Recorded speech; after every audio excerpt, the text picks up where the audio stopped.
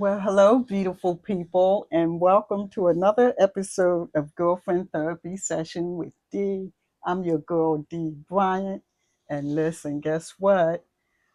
I have a couple here that are a powerhouse couple.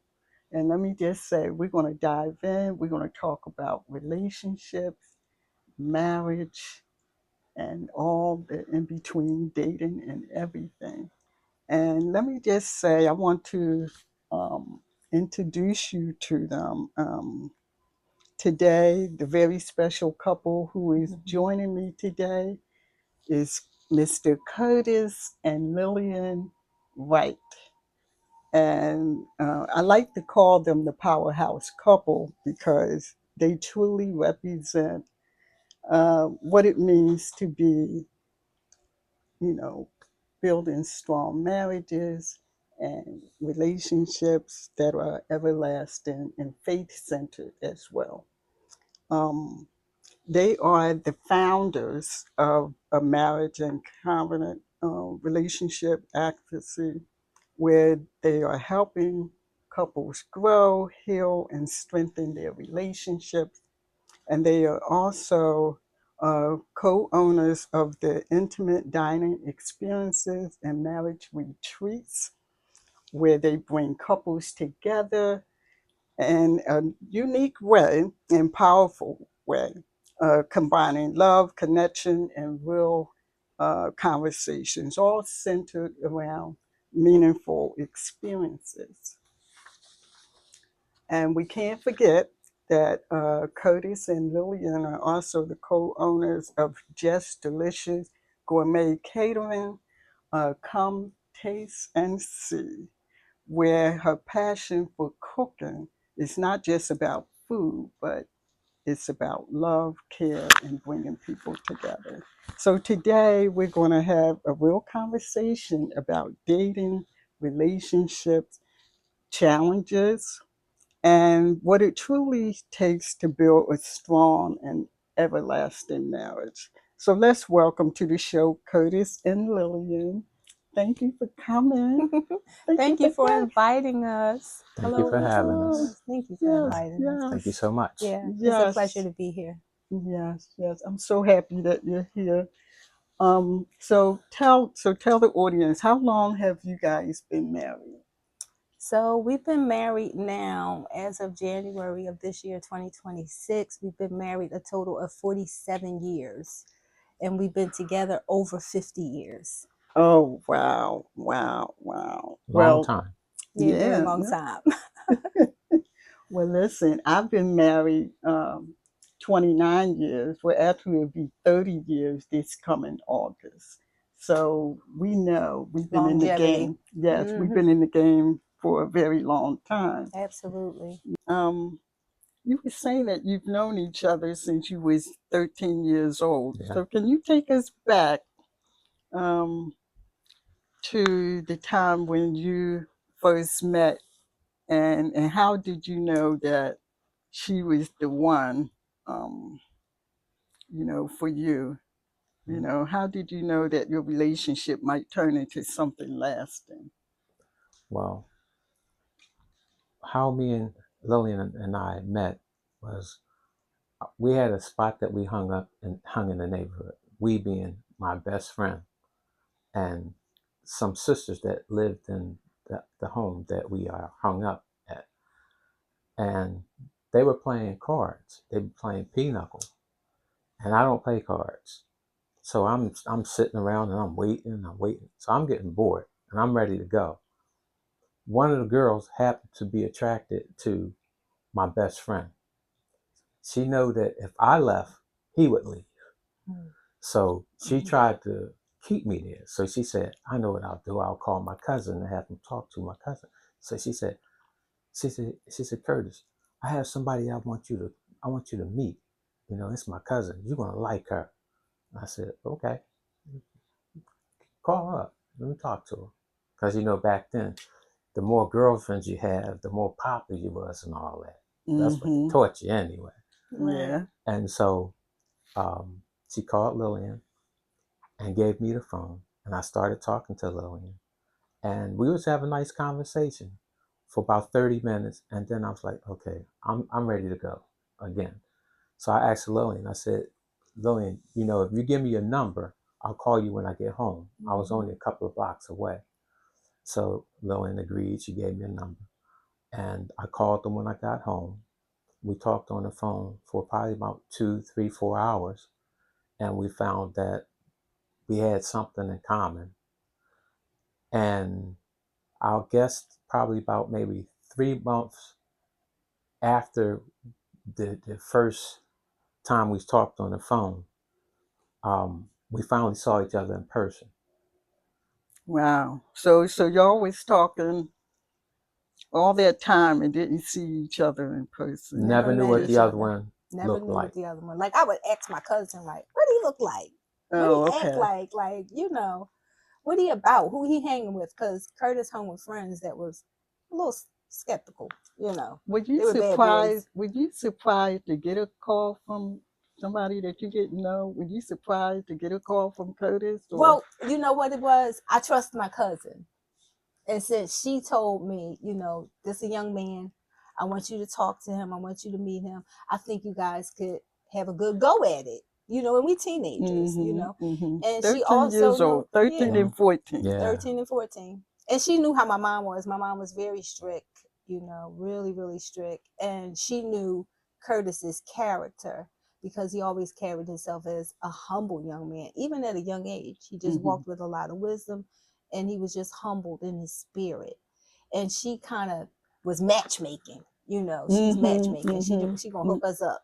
Yeah, there's a lot of that going around. Yeah, because somebody to matchmaking with my daughter, but that's another story. That's how dates Start. come about. Yeah. And it could grow into something. Absolutely. Right. Absolutely. And that's how it happened for Curtis and I. It grew Wow. into something else, And so 47 years later, Mm-hmm. from being 13, 14 13. years Long old. time. 13 and 14 years old. And then fresh out of high school, we stayed connected throughout all of our high school years. And like Curtis said, it was a thing with the culture and the environment that he grew up with. The more girlfriends you got, the more popular you is. But he never told me he had other girlfriends. I never knew that. I never knew he was a player. Everything. That wasn't the right time. That wasn't the right time. Mm-mm-mm-mm-mm. Right. And we kids, Yeah. we just playing around, Mm-hmm. we thought it was love. We didn't know then that wasn't the real definition of God love, or the love that God would have for a matrimony. It was dating. It was just what they call puppy love. Yeah. 13 and 14 years old. And that's how it starts out. Puppy love can blossom. So so that's very interesting. Okay.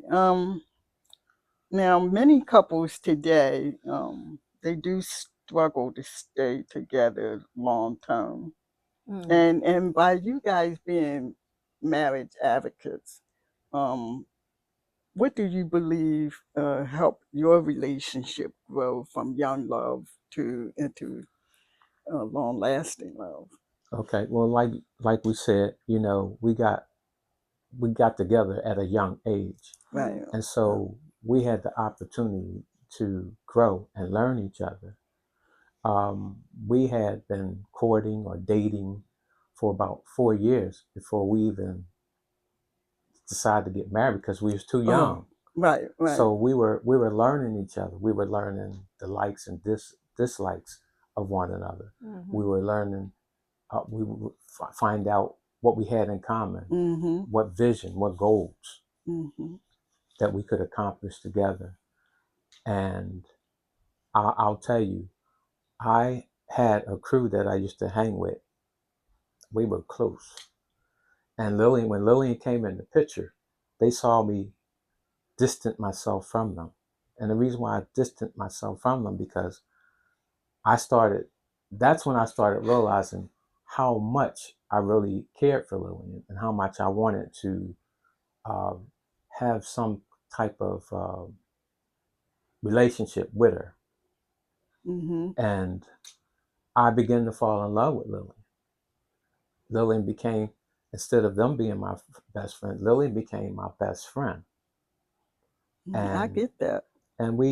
we did everything together. Okay. Mm-hmm. And it just grew from there, from respecting each other, Mm-hmm. communicating, and from both of us wanting something out of life. I think that's the main thing. We both wanted something out of life. And was that one of the things that you was talking about that you guys had in common? That Yes. you wanted Yes. something. And I think one of the main things that we wanted in our relationship and what we wanted to base our relationship on was contrary to what we grew up in our environments. We Mm-hmm. both come from broken homes, from separations, from divorces. So we knew what we did not want. And we knew what So was missing in those relationships. And we didn't want to replicate that. right, right. Because I know many of us um didn't have any superheroes to look up to Not when at it all. comes to marriage, right? Mm-mm. So you knew exactly what you didn't want. Exactly. Yeah. Yeah, I did. Yeah, I I did. get that. Mm-hmm. I Mm-hmm. did that. And that kind of motivated us to have a firm foundation to see where our parents may have went wrong. Because I think for people, it's important that you are rightfully fitted together, that you're evenly yoked. And Mm-hmm. sometimes people get married out of conveniences. Sometimes people get married because of, I don't know, um But out when of you say out of conveniences, explain what you mean so by that. so say for instance, you have two people who come together and financially on paper it looks good. So you come together and it's conveniently for you to come together so that you can accomplish some of those goals that you want to accomplish in life. You want to get a big house. You Mm-hmm. want to travel. You Mm-hmm. want an RV. You want a boat. Whatever it is that you want to accomplish financially. On paper, you look good. But spiritually, and as far as soulmates, you're not compatible. Mm-hmm. And then the next thing you know, there's tea being spilled, there's struggle, there's contrast, there's a whole bunch of, obstacles that come in your way that doesn't give you the foundation that you need to overcome so that when problems come, you don't get taken out by them. Right, right. So that's what I mean. That's an example of like conveniences. And it could be any kind of convenience. It could be like an arranged marriage. It could be like, I grew up here, she grew up there. Our parents said, we're going to get married. Mm-hmm. I, So it yeah. depends. It depends on what that convenience can be Mm-hmm. based on that individual. That wasn't the example for Curtis and I. So for Curtis and I, it was like we wanted to overcome the legacy that was put in front of us. Because, like Right. you said, we didn't have the superheroes.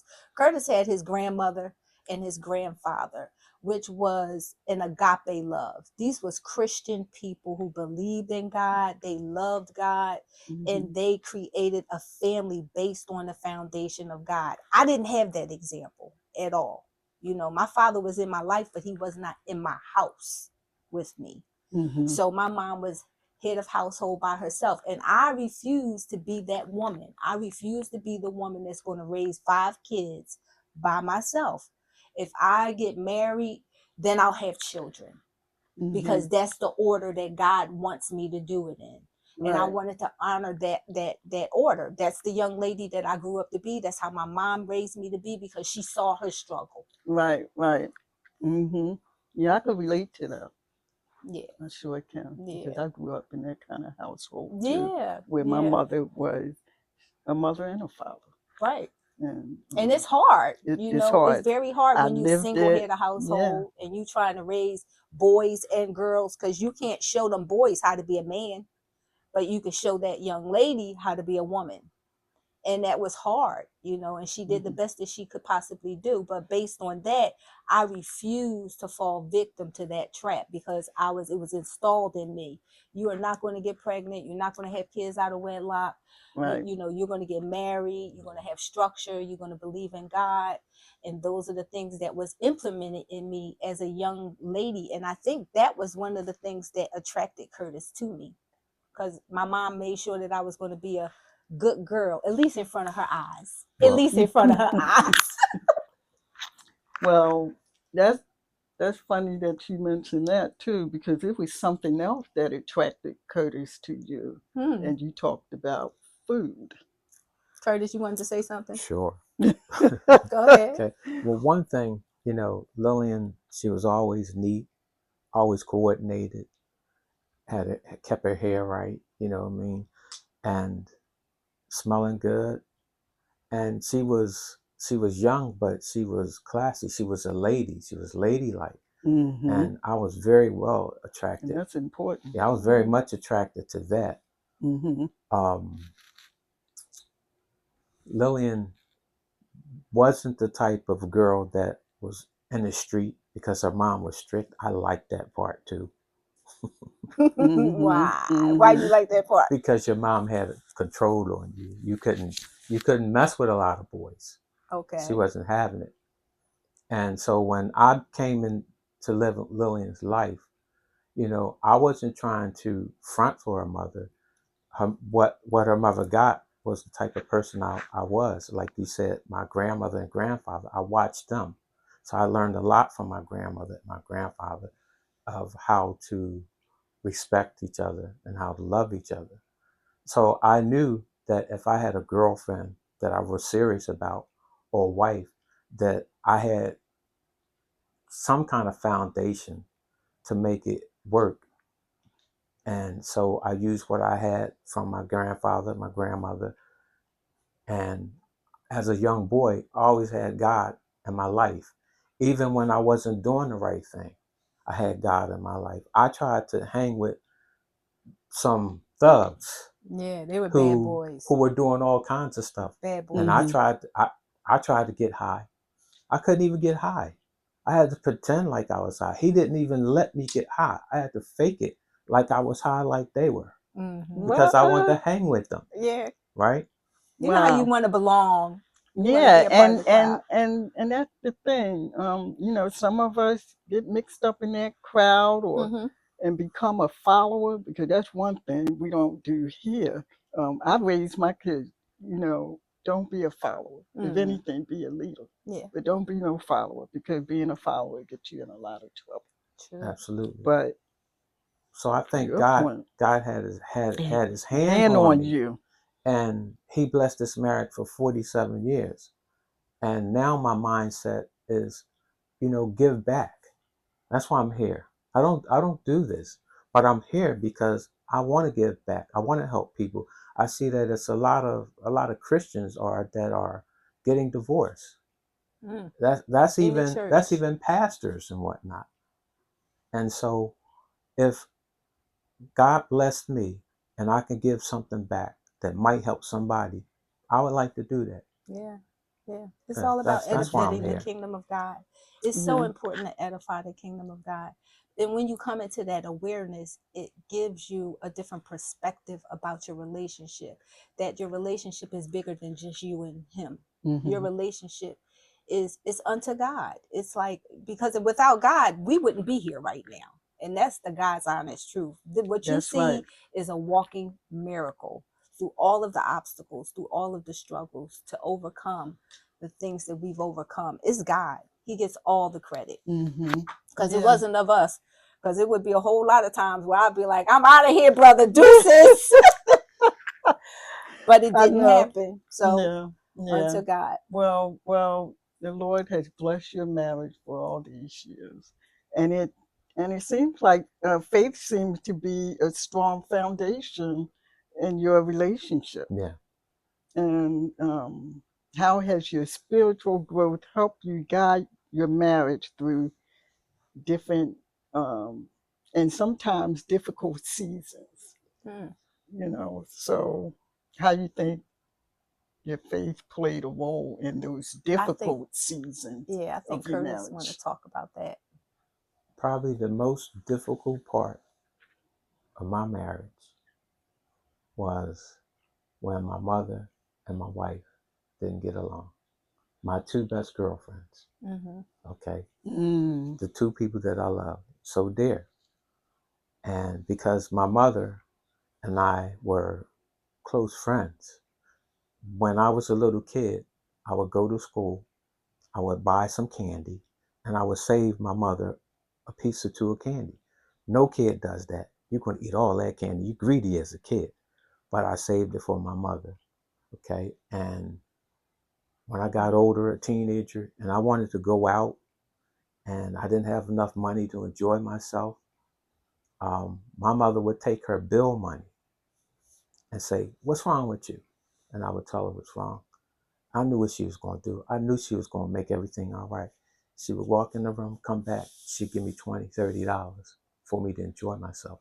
That's the kind of relationship that me and my mother had. We had a friendship. We depended on one another. But when I got married, before I got married, my mother and my wife were cool. They were okay. Mm-hmm. But when I got married, everything changed. I think my mother felt like she was losing a son instead of gaining a daughter-in-law. The problem is, my wife had really loved my mother, so it hurt her very dear, and she dealt with that situation for a long time. And I probably didn't step to the plate like I should have because I respected my mother so much and I didn't want to hurt her. I think my mother knew that there's certain things that I would not do because I loved her that much and I respected my parents. Mm. Okay. Yeah, that's how you was I raised. really respect my parents. And to this day, my parents have done things and I never brought it back to them because that wasn't good. It wasn't good parenting. But I right, never I never threw it in their face because they loved me as best they knew how. Right. right, And I Right. knew that, you know. But what I decided was when I had kids, okay, I'll be totally opposite because I never went on vacation with my mother and father. We never did anything as a family. Mm. Never. And wow. I vowed that when I have kids, we're going to do everything together. And that's what we And did. that's what we did. So Mm, we went against the odds and the examples that were set before us. And Curtis gave a great example of the the difficult struggles. season, the struggles and the Hmm. difficult season, because I don't know how many people know this, but it matters who you marry, because who you marry their tribe. Right, So you right. marry their family, That's you right, marry their past, you right, marry their wounds. Everything comes with that person, what their values are, their core values, what their beliefs are, right, whatever it is that is embedded in them, it comes with the person. right. And I That's think right, that's why a lot of marriages struggle, because they don't get the full picture of that. You don't right. just say I do to the person. To the person, no, you You say marrying into the family, you you marry marrying the the entire family. Right. That's family. right, So whatever shortcomings, whatever benefits, whatever it is that comes with that person, it comes into the marriage. that's right, that's right. Okay, well, let me just point this out from what Curtis was saying, because what the Bible teaches us is that in Genesis chapter 2, verses 24, therefore shall a man leave his father and his mother, and shall cleave unto his wife, and they shall be one flesh. That's good. And so, what the Bible teaches us is, once a man leave his parents' home Mm-hmm. and he finds a wife, Right. his priorities shift. He's not abandoning his parents, Right. but his priorities shift because now him and his wife is one flesh. Mm-hmm. And you know, his priorities shift Yeah. It for the becomes a kids, covenant. right? It becomes a The covenant. children too. Mm-hmm. And so there's a lot of mothers that may feel that, you know, nobody's good enough for their son. Mm-hmm. You know, and I remember my mother telling my brother that once you marry, your wife is your priority. Right. Mm-hmm. And Right. she said, don't worry about me. Mm-hmm. Don't worry about me. But the fact that my mother took the time to tell my brother that, and my brother been living like that. Mm-hmm. His wife is his priority, but he hasn't forgotten about my mother. No, Right. not at all. My mother never once came in between their marriage. Mm. You know, my mother loved her daughter-in-law, Right. and respected their marriage. Mm-hmm. Because that's another thing too, because it takes two to tango. True. It takes two to be in the marriage. It's just you and him, not you and everybody else. Correct. You know what I mean? It's just you and Curtis. That's right. And that's how it should be. Mm-hmm. But when outside obstacles come in Mm-hmm. to your marriage, I mean, it derails it if you let it. If you let it. If you let it. Mm-hmm. And so I have to take my hat off to you, Curtis. I mean, I know that was a difficult season. Oh yeah. Yeah. Because you love your mother. Yeah, definitely. You love Lily. Mm-hmm. And you feel like you torn in between the two. But yeah. But let me say this, Dee, so I can advocate also for my mother-in-law. She's not my mother-in-law. She's my mother-in-law. I don't think that it would have mattered who Curtis would have married. It wouldn't have mattered if it was me, if it was the girl in South Philly. It wouldn't have mattered if it was the girl next door. If her mind is made that my son is to make me priority and my son is to make me first, regardless to who he weds, then she's going to always feel slighted. She's going to always feel abandoned or left out. And Curtis was never that son. What Curtis was trying to explain to his mom was what you just read in Genesis. That with maturity, and people have to be mature enough to embrace that and understand that. They have to understand that, okay, I'm a grown man now and I have a family. Right. So I have to leave and cleave. But also it's not just Curtis and I, because in the book of Ecclesiastic, it says a 3-thread cord is not easily broken. So it's Curtis, it's me, and it's God. That's what it is. That's what kept us together. That's what made us overcome the struggles. Very true, yeah. But again, it takes the maturity for people to understand the word and execute that word. Right. And if a parent is not spiritually mature enough to handle that, then their point of view about what you have as a covenant with you and your wife or with you and your husband, they will never understand it. So it wouldn't matter who came into a person's life. You got to respect the covenant of marriage. Right. And if you've never experienced it yourself, it's unrelatable to you. So to advocate for my mother-in-law, she did the best that she possibly could with the mindset that she was working with. You have to be exposed to that and be yielded to that and understand that. And for her at that season in her life, she wasn't trying to hear none of that. It was like, I need my Curtis to do these things for me. I need to be priority.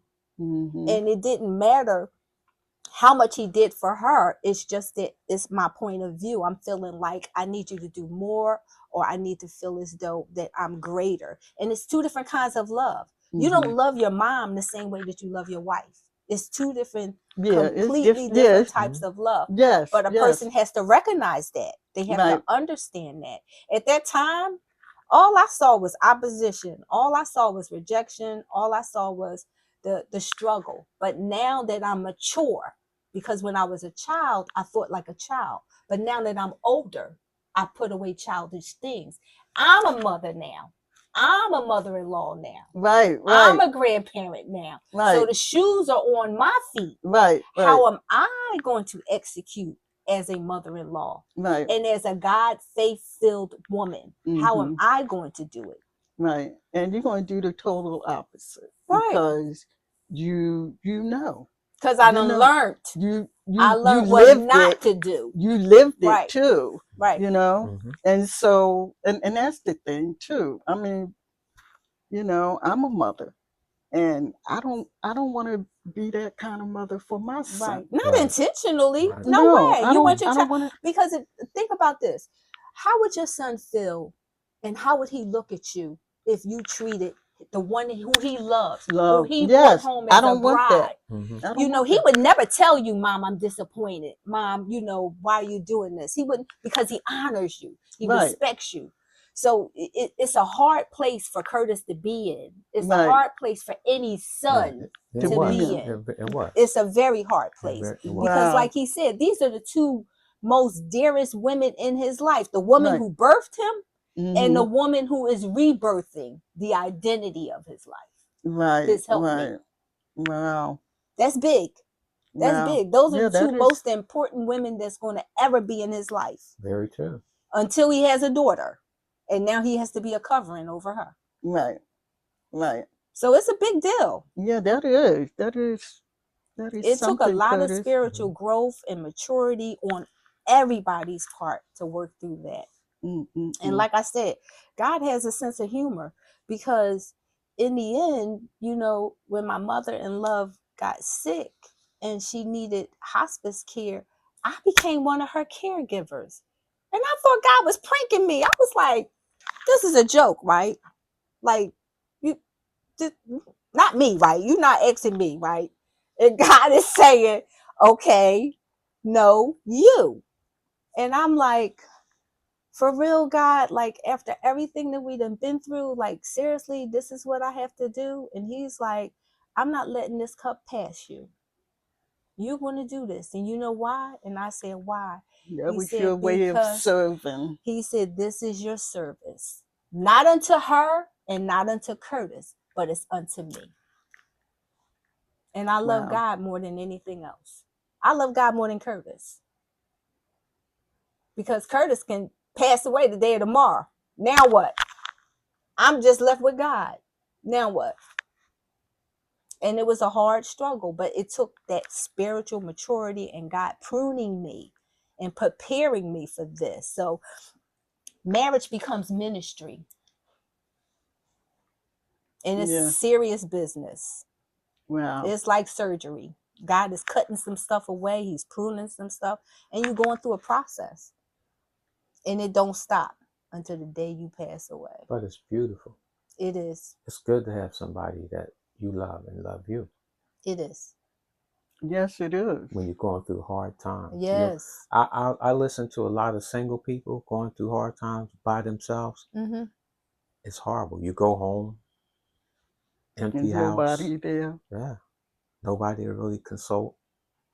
Yeah. That's no rough. Accountability partner, somebody to hold you to the fire. Not a person that's going to tell you yes, yes, yes to everything you want, but a real accountability person to say, you know what, I agree to disagree. You know, I see your point of view, but have you thought about it like this? Yeah, I get it. And so that's when you have that closeness and you supporting one another through whatever you're going through. Exactly. Yeah. And yeah, for somebody that's single, I mean, that's a hard spot to be in. It's kind of rough. That's hard. Yeah. That's hard. But when you have, you know, your best friends first. Yeah. And who else would you want to talk to but your best friend? Yes. Right. You know, so trust issue. So that's what marriage is about too. It's about your best friend, and you can confide in them. They can advise you. They can, you know, be transparent. You can be naked, unashamed, no shade, all of that. You know, it's raw. It is what it is. Here I am. It's your everything. Sure. Yeah. you know. So that's nice. Yeah. That's really Yeah. nice in a Yeah. marriage. Yeah. Okay, so many couples experience challenges in communication. Over the years, what have you learned about how couples should communicate during difficult moments in their marriage? Um, because you, as advocates, y'all been, doing the retreats Mhm. and kind of like coaching other married couples. Mm-hmm. So, in that sense, do you experience couples who have, communication um, troubles in Yeah. any way? Or... Curtis, you want to Well, hit on that? we had communication problems There you go. before. Okay. Yeah, And the one problem that we used to have was Lillian grew up with brothers, I guess, and Lillian used to always come in my face when we Yes. talking. Yeah. I say something, tit for tat, tit for tat, tit for tat, and a man is territorial. You can't really come in a man's face like that because it just does something to a man for a woman to be in their face or Mm. anybody to be in their face Yeah. like that, hmm True. you know. And so I had to figure a way to get through to Lillian to let her know that it was disrespectful to me and Yeah. it made me feel a certain way. And I could tell you, this is very wrong, but I know it takes place. If you are a young man or older man, just a man, period, and you don't have self control, you can wind up being an abusive husband Mm-hmm. because she's in your face because like that, mm, you know. Because if you lose control, you can hit her. True. Totally wrong, but it can happen. And I've seen that bickering, bickering. And I said, man, I gotta change this some kind of way because it really makes me feel uptight. I said, you know what? Let me Mm. bring God into this picture. There you go. I said, Lillian, do you talk to your pastor like that? Like you talking to me? Would you talk to him like you talking to me? I take care of you more than your pastor do. So why are you talking to me like that? If you don't talk to him like that, don't talk to me like that.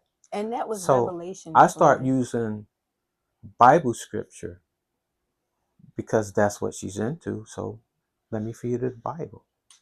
And that changed her. It did.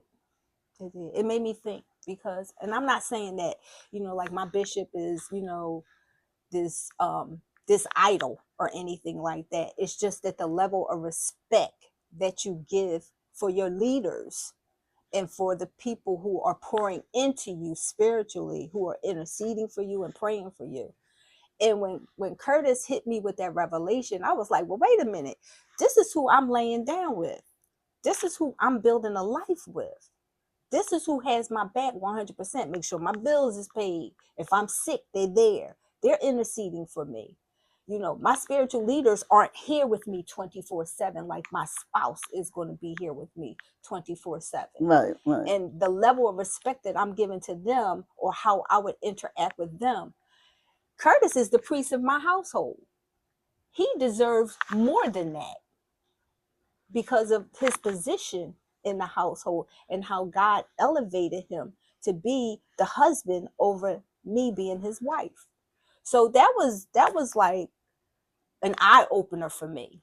It was like, whoa, you just hit below the belt with that one. You woke me up with that one. And from that point on, it didn't become a problem anymore. And what we encourage other couples to do that is like use these tools like this. hmm Like sometimes when you get into like a heated discussion, and we call them intense fellowship. Okay. okay, You got your point of view. I got my point of view. I'm trying to nail my point down. You trying to prove your point. Sometimes you got to take a Selah, walk away from the situation, not get in the car and leave. Like, I'm out of here. No, like, go your separate ways into your own separate corners and then come back at another time because timing is everything. Sometimes you can't get the point across when everything is intense. right, Take a long right, walk. Go out to eat, break bread, wait for another moment to bring that same topic up to the table, Right. and then present it. Right. Because now we're not heated. Mm-hmm. You know, now you can hear me. We both had a chance to Right. calm Exactly. To down calm down. Exactly. Yep, Mhm. to calm down. and then come back. And then come Exactly. back, regroup. You know, like, you Right. know what? We're not gonna table it. We're not gonna brush it. We're gonna address the elephant that's in the room.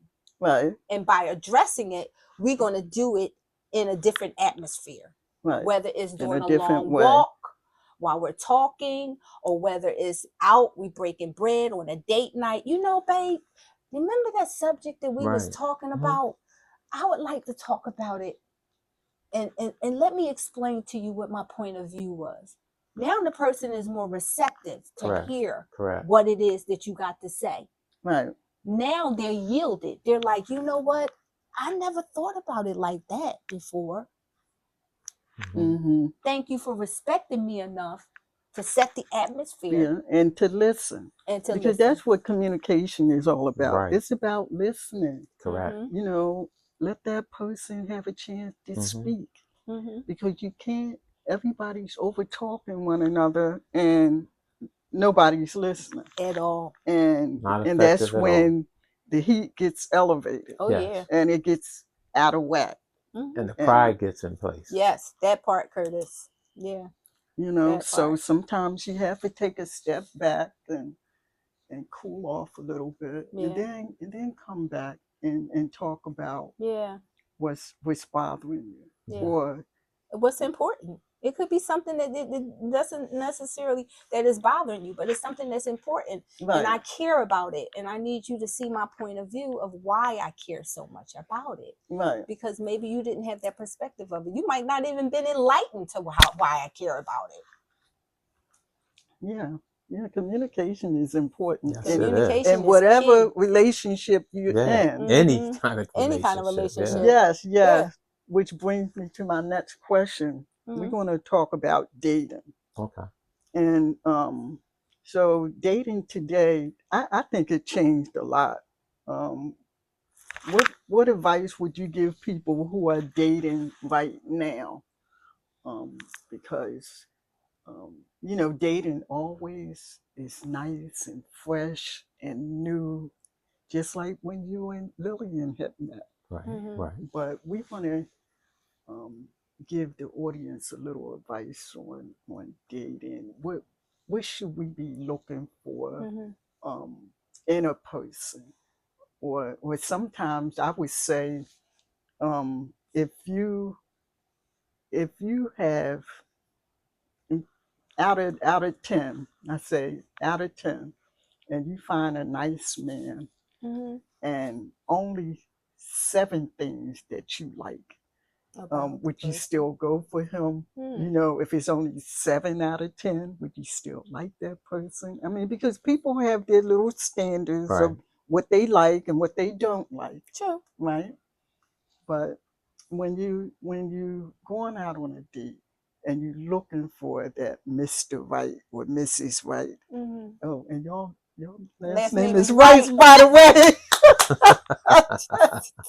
But listen, but when you're looking for that right person, and I really think you two hit the jackpot, by the way. Ah, thank you. Thank you. But when you're looking for the right person, what are the things that we need to be looking for when we're dating? What do you think? I don't know, Curtis. What you think? Well, I think that you need to know what the person has in mind for the future for themselves. Like, you know, Mm-hmm. what is your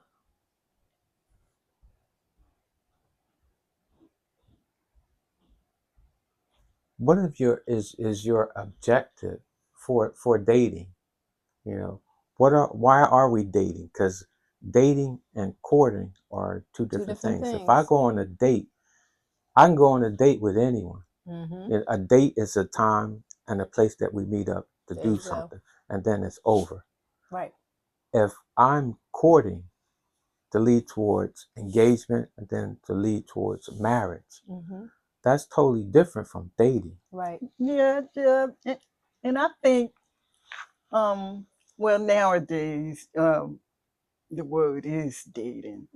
Courting is an old term, right? OG. It's an old school OG. term, OG. right? Okay. Because we telling our age when we say courting, because the younger people they They don't know don't know what what that that is, is. But right? that's the problem. Like a rotary That's the phone and a problem. cell phone. Some things That's the problem, are Curtis. yeah, some terminologies are taken out. Yeah. Okay, when they Yeah. should be left there. Yeah. Oh Yeah. yeah, It's Okay. foundational yeah, Okay. to me. yeah, To me.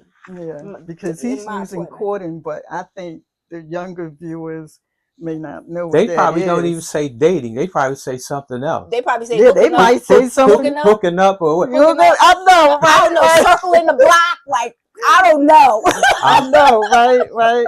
So I Oh, don't know. I so mean, I could ask my director. You know, I mean, he could say something real quick. What are they saying? What's the Is new it dating what's the or? new term for that now? Like, we still use courting and dating and stuff see, like that, depending on the seriousness. Courting is of the there like you go. relationship.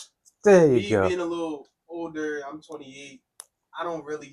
It's hard to say the girlfriend and dating thing because Mm-hmm. it's like I feel like there's something you do younger, but that's pretty much the terms. It's the Oh, same okay. thing. So There nothing you go. changed My, Nothing's in your changed, but Yeah, that's courting. good. generation. my It just man. depends on the culture. It's a Right. culture thing. Right. It is a Okay. culture. Right. In other cultures, I feel like you court, and now everything's all dating, and But other than that, yeah, it's just dating. It just stays dating. Mm-hmm. Okay. Or in the early stages dating, you say we were talking. We Right. talk. Right. There you Okay. go. Oh, Talking. we're Okay. There you go. talking. We're We're talking. talking. Yeah. Okay. Okay. There you go. Well, But that's a great well, question. yeah, it is. It is. Because a lot of people, they looking to date. Um, Sometimes we don't know what it's leading to. Like what Curtis was saying. Um, Dating, it could just be one date, Mm-hmm. Just hanging out. and it may not lead to anything. Right. But when you courting, I get what you're saying. You looking to learn the person more. You looking to go take that to that next Yeah. level, A little further. Absolutely. Yeah. right? And Right. that's Yeah. What your likes And and your dislikes are. yeah, What do and you have in and common? we looking for the right person because sometimes too, Mm-hmm. um, talking to friends of mine, sometimes people are looking for love in all the wrong places. absolutely. Mm. You know, Mm. I don't know what it is. I mean, because I'm like this, you're not gonna find a nice man on the corner drinking or smoking weed. I mean, that is just not my kind of place where I'm going to be looking for a, a nice man Mm. to date. I Mm-hmm. mean, because I think atmosphere means a lot What as well Absolutely. when it comes to dating, right? yes. Yeah, Yes. absolutely. What you see is what you get. Yeah. Pretty Right? much. Yeah. Yes. You Yeah. met me here. Now why you changing up on me now? You Right, expect right, something right, different, right? right. Yeah, yeah. Mm-hmm. So I think the atmosphere or how people are going about looking for Mr. Right, Mm-hmm. um, it that plays a role in dating as well. It I does. Mm-hmm. think. I think you're right. Mm-hmm. Um, now what's your take on dating apps? How people going about trying to find a That's date? interesting that you asked that question because Curtis and I just watched this podcast on My Future Wifey, and he had a couple on there who met through a dating app. They met like in 1 month, and then like less than 60 days later, they was engaged and married, and they was like how you have the couch here, they was like all over the couch with one another. And I was trying to figure out but they said, this is what they said God told them that was his wife. That's what he said. That's what the man Mhm. said. He said God told him that was his wife. And I was trying to figure out how do you get to know a person through a social media app? Like you haven't spent any time with them.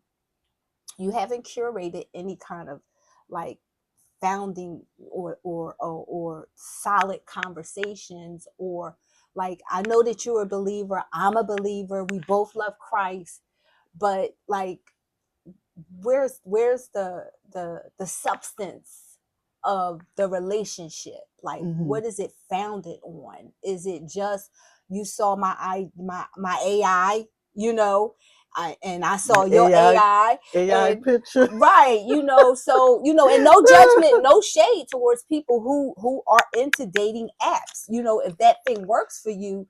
But I'm like you said, you know, Curtis and I showing our age by being dated. So Curtis, when he went to date me, you know, I'm 13 years old. I'm in my mom's pantry and I'm whipping up food. Like, it was my job to prepare dinner for my family. So I took that opportunity to change the menu. So instead of us having just regular turkey wings, no, we're going to have stuffed Cornish hens. You know, we're going to have upside down pineapple cake. We're going to have German chocolate cake. We're going to have butter cake made from scratch. I'm My coming mom over had no Lillian's house. I'm house. coming over your house. She actually My, did this. my mom had no She did this idea and had that candlelight. I was no idea impressed. that I was changing the menu because this young man was coming down to my house on Sundays to break bread with me and my family. So I wanted to impress him. My mom put me in the with kitchen food. and made me the task of preparing the dinner for the family. But I took advantage of the opportunity to utilize it to impress this young man because I wanted to stand out from what I suspected was his other girlfriends. Because Curtis would go to the other girl's house and they would give you what? Egg Egg salad salad sandwiches and sandwich, stuff like that. peanut butter Right. jelly That's very true. sandwich. And these were older girls. These I'm were like, they were older than they me. couldn't They even were older cook. than me. But one day when I was in there preparing this meal, my mom worked. When I was preparing this meal, my older sister came in the house. I had candles all on the house, on the table, She did. rose petals, all this stuff, girl. Yeah, I think you were child. 16. Hungry Gold Guard. You know, I'm watching all of the old love stories on TV. So I'm imitating what I'm seeing on TV because that's what I thought version of love was. You know, I'm young. I don't know. You know, I'm just going by what they do on TV. I was like, okay, they doing it on, you know, going with the wind. I'm going to do it here, you know, and impress this young man. And those are the things that stood out with me for Curtis. It set me apart from them other girls. Right, I had no idea that I was lining up a husband. I had no idea that one day my mom was going to call me to the side and say, you know what? I've been watching this young man court you. I've been watching him come down here on Sundays, go to church with us, break bread with us. I've been watching his humble spirit. I've been watching how he talks. I've been watching his walk. She says, one day you guys are going to get married.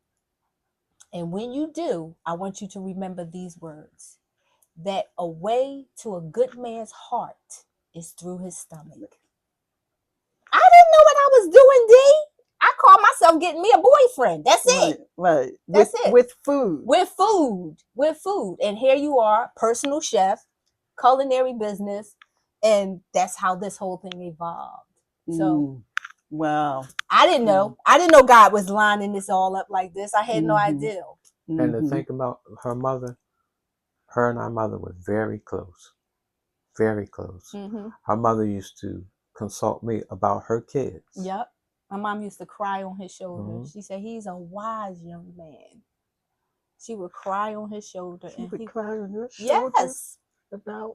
About her kids, her grown kids.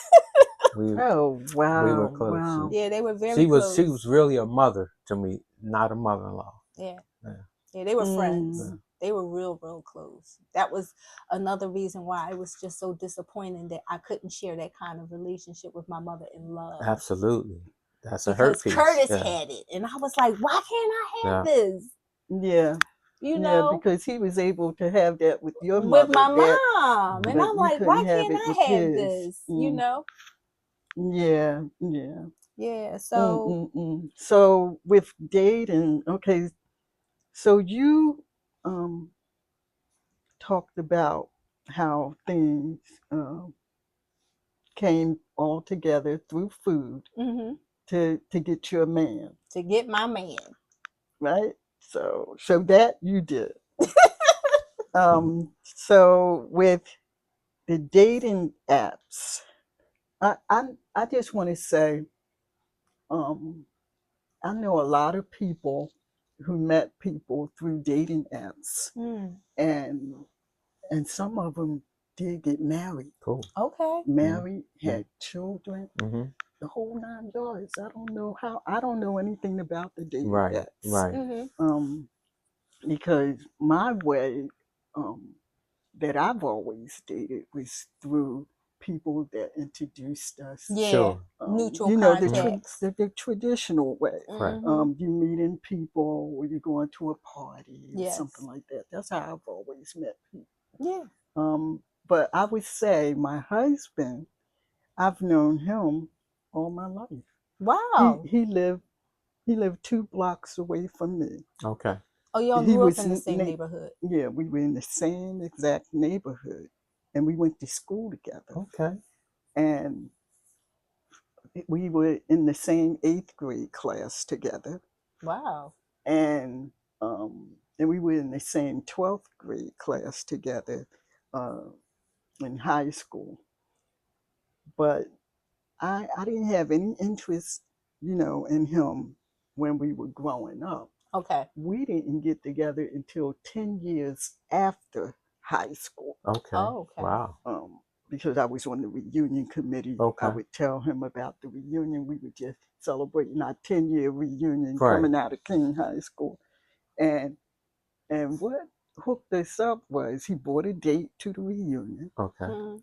and my date didn't come. Okay. So I came by myself. And I danced with him all night. And his date What was wouldn't his dance date? with him. Oh, she didn't know how to dance. I don't know. She didn't dance with him. Her So I loss. danced with him So all Her night. you loss. just took over the date. Yeah, Okay. pretty Ma'am. much. Ma'am. Pretty much.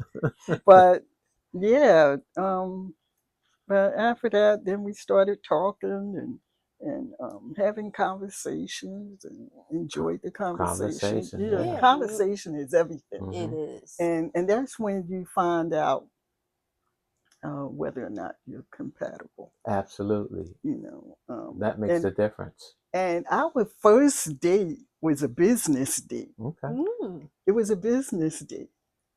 So it wasn't a regular date because it was about, what I liked about him. He was about business. Okay. He wanted to grow. He was about, making money and wanting to enhance himself. And Very important. yes, and I wanted that too. Yeah. And so that was our first date. We went on a business date. I had a suit on and everything. Okay. Cool. Yeah. You was there to handle your absolutely. business. Yes. And Impressed after y'all that, impressed each other. yeah. And after that, then it was more Romantic. romantic date. Mhm. We went to see Luther Vandross in concert. Okay. Okay. Yeah, Yeah. Luther. Yeah. Luther But will seal Luther the do it deal. to you. Yeah. Luther would do it He for said- you he said- every time. Yeah. He set the mood for you, right? Woo, Yes, woo, woo. yes, Listen. yes. So the audience heard a little bit about me dating, you guys dating, Mhm. and I just tried to touch light on the dating apps, you know, because I do know. I mean, sometimes the dating apps could be good, but then Mhm. sometimes it could also be bad. Yeah. I've known people, like I said, I know people who met their soulmate on dating apps and they became married. I know several people like that, but then I know people that's been on the dating app and they didn't have a good turnout. Mm. People that not honest with Yeah, who they yeah. say they are. Yeah, I think you should be Okay. cautious. Right, Okay. right. And I would say, with the dating apps, yes, you have to be cautious. Mhm. Right. And sometimes if you gotta do a background check on somebody, go ahead and do it, Hey. is what I'm saying. So You might have to do that without a dating app. I'm just saying. that too, because we're meeting people and Yeah. it's just time has changed. It has. Time has changed, Sure. and you really have to It's a be different careful. culture. It Yeah, really is. it's different And now. not saying that back in the day, you know, things were more safer, because you still have your cuckoo for Cocoa Pop people out there, you know. Yeah, So yes. But always, you know, if you're gonna do the dating app, just move with caution. hmm Is what I'm saying. I'm not trying to scare anybody. Just right, move with caution. yeah. Well, Absolutely. that's just wisdom. Hmm. Yeah. Okay. Okay. So, what inspired you and Curtis to become marriage advocates? I mean, are couples gravitating to you guys because they look up to you so much? What inspired you to become marriage advocates? I think from my point of view, I think that I walk in the gift of hospitality, and I think because I bring that energy and that light, and people are trying to figure out, you know, like, how can they be that married that long and they still playful for one another and they still attracted to one another, and I think that draws couples in to say, I want to go deeper, I want to find out more, because that might be the spark that's missing from out of their relationship. Mm-hmm. And I think that it's important that you keep rekindling the flame. Like, it's something that, I don't care if you're engaged to be married, you're thinking about being married, you're dating, you're courting, you've been married for 20 years, been married for 40 years. It is very important to keep rekindling the flame. Yeah. Because once the flame goes out, that's when the tea gets spilled. That's Mm-hmm. when the struggles begin. That's when Mm-hmm. you can't overcome the obstacles and the tricks and the traps that the adversary, because the adversary hates marriage. He hates relationships. He hates family. And we hate him just as much. So you fight him back with keeping the joy in your marriage and in your relationship. That's how you keep him off. That's how you keep him off your back. And I think other couples are attracted to that. And because they're attracted to that energy, they want to know more. So it Mm-hmm. made Curtis and us go from ministry to the marketplace. So we took those attributes that we have and we brought them into the marketplace so that we can encourage other couples that you can't have what we have, but you can have what God has intended for you to have. Right. Because your thing is unique from ours. Mm-hmm. You know, your struggles are unique from ours. Your story is unique from ours. But we want to encourage you that, you know, you can have a balanced marriage. You can still have fun and still be holy. Right. You can Right. still be sexy. You know, Right. you can be that girl that, your husband is laying in the bed, and then, you come out and you got on this little outfit and you got the blind wig on, and then 5 minutes later you walk past and you got the brunette wig on, and then 5 minutes later you walk past and you got the black wig on, and he's like, woo, woo, woo, because men, they are stimulated with their eyes, That's true. what they That's very taste, true. what they see, and what they smell. Whereas Mm-hmm. we're more nurturers. Right. So that role playing thing is something that's stimulating for them. Mm-hmm. And Curtis and I decided to do this because I think couples need to unplug. They need to de-stress. If they want to be stressed out, they can go home and open up the meal and get all stressed out. Just opening up the meal, like, oh my God, this bill. Oh my God, they can just go through the whole ramifications. Yes. Yes. So we like to You set ain't hit the atmosphere. nail on the nose We with like that to, one. yes, Yep. yes. Because yeah, we look at our bill. That's And enough that's to it. stress That's anybody enough. out. It's like we're not even Absolutely. gonna have a conversation. Yeah, Like, Yeah. yeah. Just opening up the mail will stress you out. yes, and then then you have older couples who may have health challenges. So we like to set atmospheres that are experiences for them so that they can de-stress. They can unplug. They can forget Mm-hmm. about the cares of the world and all these responsibilities that's always pulling on them as roles that they got to do. Now, this is something that they get to do. They Mm-hmm. get to do it intentionally. Mm-hmm. Like, we've done retreats where we've had like a professional salsa dancer come in. I thought that was sexy. Me swinging my hips in front of my man, and I got my little shingle thing on my hips, Yeah, I Now don't we're gonna know. go I home, don't we're gonna have know. some That action might play. make my hip go out right about this time. I don't know. I don't know about that, Lillian, but yeah. Yeah, but just the I movement. love to do it, but my Yeah. hip ain't. Yeah. we But they're They're light steps. more. like It for ain't that. like you gotta do no Mhm. spins and splits and stuff. We ain't doing none of that. You know, we doing the basic steps Mm-hmm. just to arouse, you know, the energy and to keep Mm-hmm. the flames going. You know, like we've had like live entertainment come in. We've had a comedian come in, Mm-hmm. along with a DJ, Mm-hmm. along with like a massage. Yeah, Much. masseuse, Yeah. reflexologists. Mm-hmm. So all of those modalities, you make them available for the couples, and Mm-hmm. they enjoy it. And but not they didn't get the services done; their spouse did it to them They were with the taught. They were instruction. They taught were how to being do it taught to one how another. to do it, Oh, so that what? you The can take massage those. thing? Yeah, Yes, taught them so Oh, how you to and can do the, it. take those skills home, and you Mhm. can keep oh, that's a doing good it. You idea. can keep doing it. So it's all about creating, you know, those avenues and those resources so that couples will stay engaged with one another. It's important that we touch. Yes, It's yes. important Mhm. that not only that, that's another form of communication Mm-hmm. that we touch. Touching. Yeah. Yes, you Mm. know, so we create those kind of experiences, and of course, we incorporate it and infuse it with our delicious food. So you know Yes, yes. that just Like I seals the deal. said, we celebrate with food. Yeah. That is our culture. Mm-hmm. That's what we always Yeah, do. yeah. Food Celebrate is a with food. love language. Yeah. It really is. You know, like we've had events where we had the couples feed one another. That's That's sensual. nice. That's That's sensual. You know, you taking the time to care about me to say, you know, this is my favorite meal, and you prepared it for me, Cook and together. now cook together, cooking classes together. Hmm.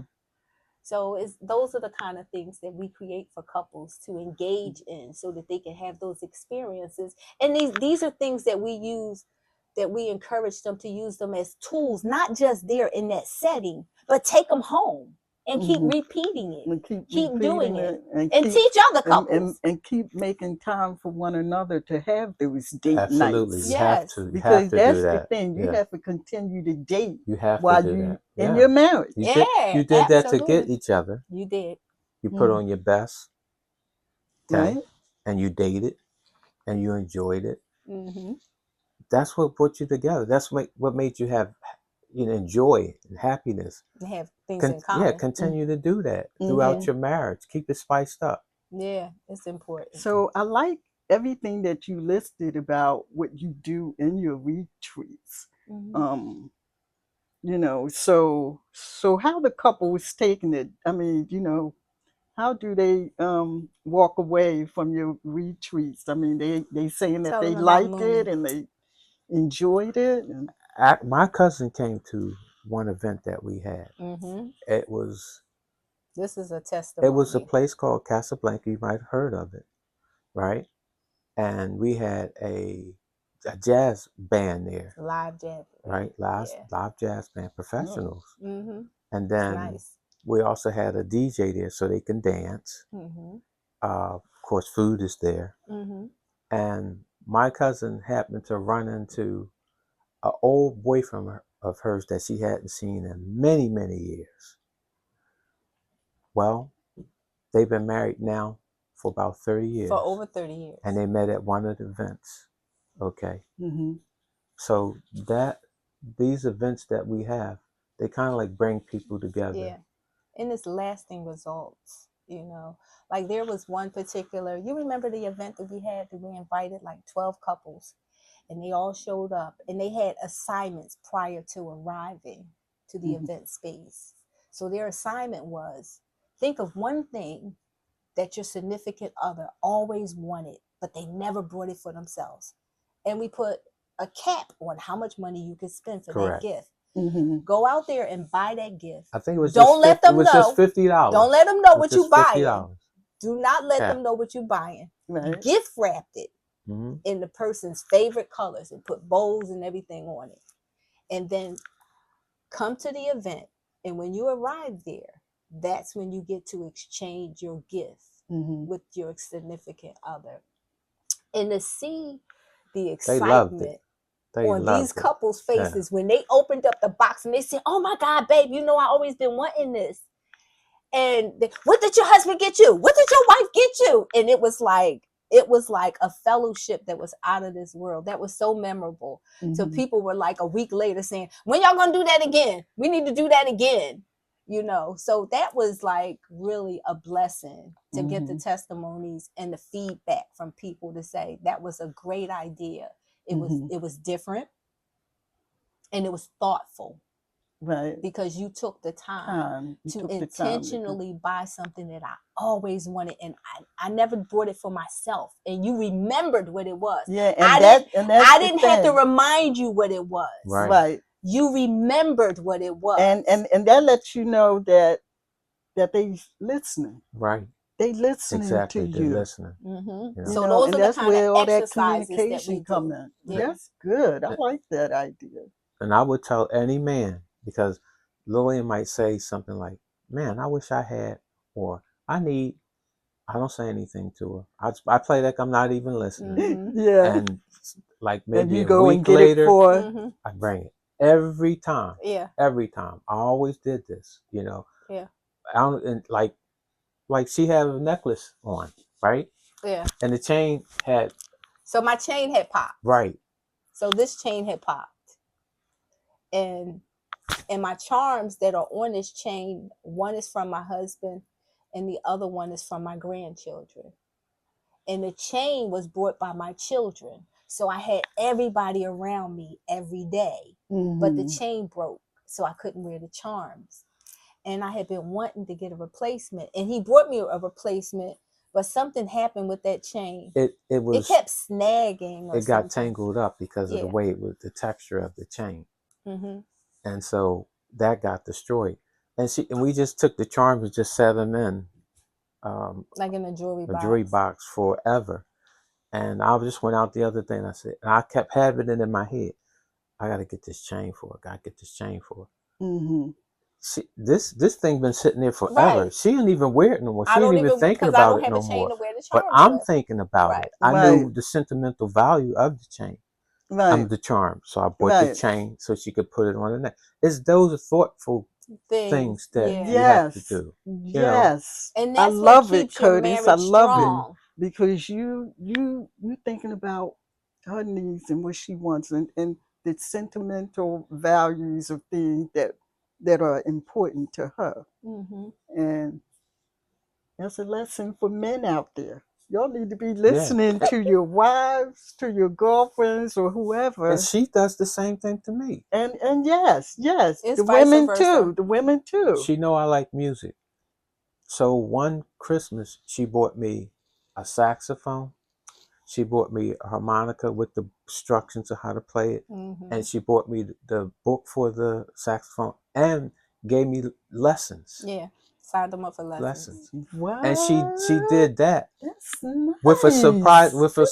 Nice. You're full of No, it was nice my birth. It was Child, I'm ideas. working on something. no, it was it was a birthday because it was a birthday because you even had a surprise place that you held it. Yes.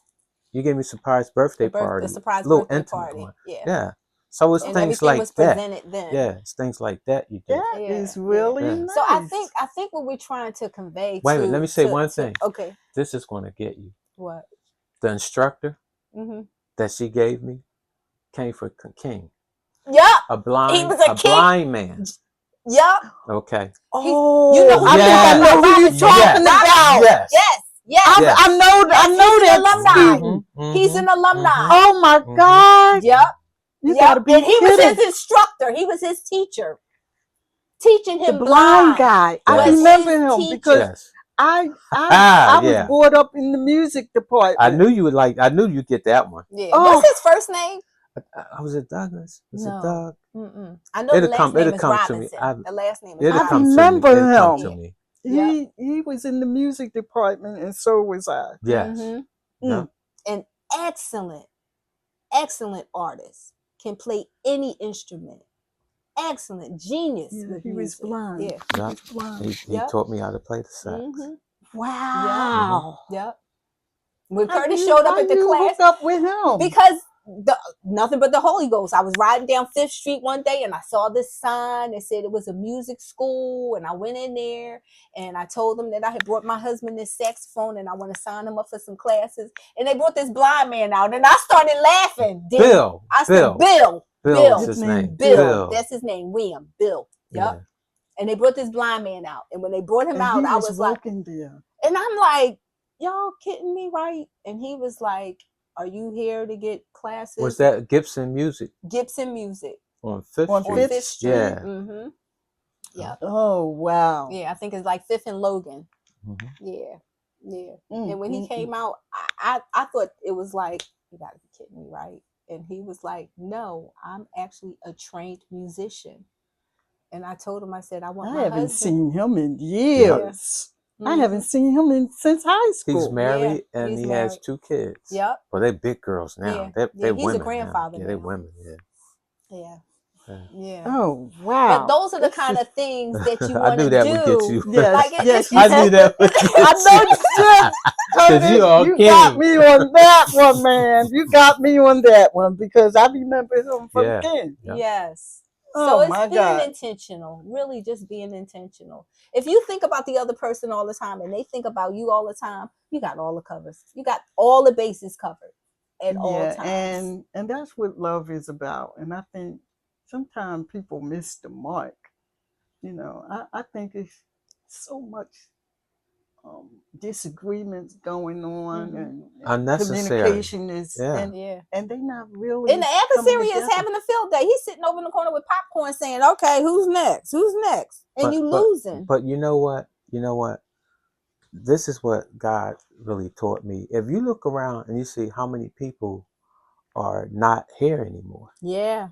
then Talk about you it. really realize how short life really is. Yeah. So Talk about it. you don't need to be wasting your time Yeah, because life is arguing short. and everything. Yeah. And Because that's we just don't not a know the cliche. day That's for or the real. hour. Look what COVID did. Come on. Talk about it. That's not a cliche. That's a fact. Yeah, yeah. In the past, I would say probably about maybe 4 years, 3 to 4 years, I lost a mother, father, and a sister. Now you know they're very close to me. Mm-hmm. So what I'm Back to saying, back. is, you have to be intentional with how you living. Yeah. You know, if you have a wife, if you have a husband, love them now, because Cherish them. you don't know when that expiration date for them is coming. Yeah. So enjoy each other's company and love each other. Yes. Yeah. That's Yes. very important. Yes. It is. It Yeah. is. It And I truly think that is. nothing can be bigger than what your vision is for your marriage. It's important to have a vision, and don't let nothing take that vision away. Nothing. And I think for this question, you've set an example. You know, just that's good advice for young people who are preparing for marriage. You know, looking to get married. Yeah, I think preparing for marriage, I think that, like you said before, you ought to know who you're marrying. You ought to see if you have things in common. For instance, I like to sleep with a fan. I like the noise. That's a good example. Okay. I've done it because when I was a little kid, I used to make a tent out of sheets, tie them and put the fan under there, and I'll fall asleep with it. It was my little game. I'm in my tent and everything, I'm playing. And I got addicted to that. So now when I turn on that fan, I block out everything because I'm always thinking. My mind is always going. So my mind don't race. I focus on that, and it calms me. You know, even when I'm in my office and I'm reading a book or doing something, I could have that fan on, and I'm calm. I'm telling you. It calms you. But her, No. Turn the noise off. she want complete Turn quiet. Off. If I have complete quiet, I'm listening to cars going down the street. I'm listening. If I hear anybody outside, I'm hearing every little thing. So I'm not going to get to sleep. Yeah. But it's give and take too. Yeah. So I know yeah, that that's something that soothes him. So I do something within myself so that I don't hear the noise. I block it out because I know that it's going to help him. So Mhm. in a relationship, there's some giving Take. and there's And some that's taking. what I Yeah. wanted to And Yeah. that's stress. what we did. Yeah. We give and we take. It's like, I Mhm. know this is helping him. So, why am I going to let this little fan bother me? Right. But, Right. it's like sleep to me is something that you don't have to share with nobody Right. else. You can be selfish with that. That's Yeah. sleep. Yeah. I get it, because for me, I'm always cold and my husband is always hot. So Right. yeah. We See? could be in the car Mm-hmm. and I'm like, I'm freezing, turn the heat up. And Right. he's like, oh, I'm hot. Right. But his car, have temperature Right. control. He Right. has Or the his seat. side. Yes. has Don't you his- love I that? have my side. I Right. love that. Yeah. Yes. So we compromise. There you go. Yeah. Okay, so we're about to wrap this up here, but I have one more question. What legacy would you want to leave about your marriage? What legacy do you want your marriage to leave behind? That's a good question. And I would say for me that I would like to be an encouragement to other girl childs. And I call them girl childs because they're like young brides, like a boy child, Mm-hmm. young grooms. Mm-hmm. So I would want to be that. I don't want to be a superhero, but I want to be able to leave delible footsteps so that you can avoid some of the landmines that's out there that will blow you out of the water, and now your relationship doesn't sustain itself. So if there's any kind of way that I can be an example or an encouragement to other wives to be, Mm-hmm. Mm-hmm. or fiancés or girlfriends or boos, I would want to encourage them that there is a happily ever after. And yeah, you can get the fairy tale version, but you got to work for it. You got to work for it. You got to put the work in. Mm-hmm. And I Mm-hmm. think after 47 years, I have something to give. I know that God has put something in me, and I want to use that gift to give it back to others, to impart into other people. So I would encourage them, and I would encourage other men that there are women out there that are wife material. They are. They are preparing themselves. They are becoming Ruths, the Ruths that are in the Bible. They are. They are the Hannahs. They are there. So, I wish that they would find their good thing. And when they find it, they would treasure it. That would be a great legacy for me. Mm. Wow. Very well spoken on that. Thank you. Yes. Thank you. Yes. Thank you. Very well spoken on that. Now, when is your next retreat, or where it's going to be? Or So we're kind of brewing up a little secret potion. And by the time you air the broadcast, the podcast, then we'll have some solid information as far as okay. dates and times and locations, because we Okay. like to keep it like a secret, keep it under Oh, under the okay. lid. Okay. Well, we will have your phone number and website at the bottom of the screen. But listen, folks, we had a wonderful time talking about Yes. love, marriage, and dating and relationships. And if you enjoyed this podcast, please be sure to click like, make a comment, and subscribe. Until next time, may you all be blessed, and we'll see you again soon. Bye bye.